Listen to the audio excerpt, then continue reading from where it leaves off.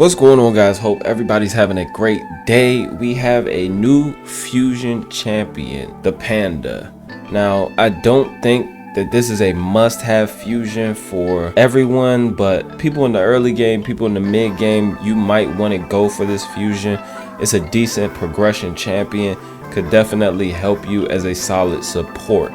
But the majority of players who have been playing for some time now probably do not need to go for this champion. Also, Halloween is right around the corner. There will likely be a fusion for Halloween that is going to be infinitely better than this guy. Well, I'm hoping that it will be infinitely better than, this champion. This champion looks cool. Don't get me wrong, I do like some things about the kit, but I do not feel like he has too many applications that apply to accounts that have been playing for some time now. I do feel like he is very useful for people who are struggling with Doom Tower wave content. This guy can 100% come in, place Enfeeble, and get you through easy breezy. Same for Arena. You can bring him into Arena, place this on a nuker, and you're good to go. But he is not a 100% game changer for most long-time players. But let's talk about his kit a little bit. The A1 attacks one enemy, has a 50% chance of placing 30% decreased speed debuff for 2 turns. Will attack all enemies instead if the initial target is under 2 or more debuffs. This attack has a 40% chance of placing a 30% decreased speed debuff for 2 turns. And then he's going to go to sleep. So decreased speed on the A1, potentially AoE on the A1 is solid for Hydra. The A2 attacks all enemies before attacking, places a shield buff on all allies equal to 30% of the max HP for 2 turns. Also increases the duration of all buffs on all allies by 1 turn. After attacking, has a 75% chance of decreasing the duration of all enemy buffs by 1 turn, even if the attack lands as a weak hit. Also increases the value of any shield buffs on all allies by 2% for each buff that had its duration decreased by this skill. Then he's going to go to sleep. His A3, target an enemy, first places 50% increased accuracy buff and a 50% increased attack buff on all allies for 2 turns. Then has a 75% chance of placing an Enfeeble debuff on the target enemy for 2 turns. The Enfeeble debuff cannot be placed on bosses. Also has a 75% chance of placing a 50% decreased accuracy on all enemies for 2 turns. And then he's going to go to sleep again.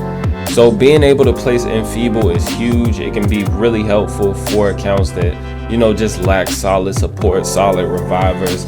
You going in and your enemies are placing weak hits on you, it can definitely help you out. If you struggle with more 2 waves, if you struggle with any of those crazy waves in Doom Tower minus, Rotos Siffy, because Rotos will just cleanse the Enfeeble unless you kill the Siffies first, and then, you can place Enfeeble on Rotos. This is a solid champion for Doom Tower progression.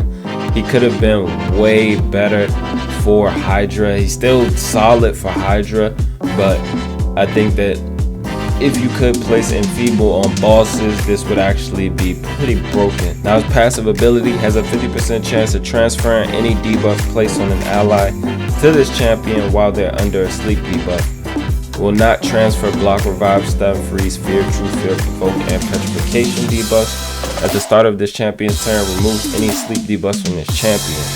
His active effect transfers all debuffs from this champion to the enemy with the highest res if a sleep debuff was removed from this champion by the champion's passive skill.